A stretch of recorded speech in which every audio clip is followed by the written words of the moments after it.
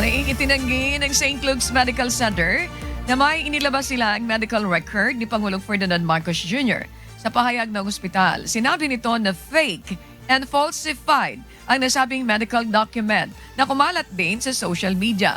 Iginitrain ng pamunuan ng St. Luke's Medical Center ang kanilang istriktong pagpapatupad ng confidentiality sa pasyente, gayon din ng data privacy.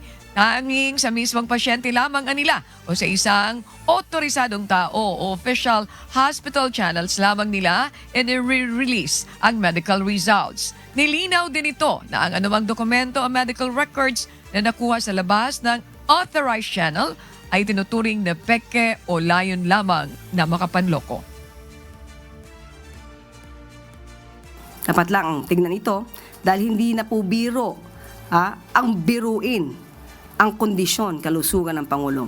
Kaya po ang NBI, alam po natin na mabilis umaksyon ng NBI para maimbestigahan kung sino po ang nasa likod dito.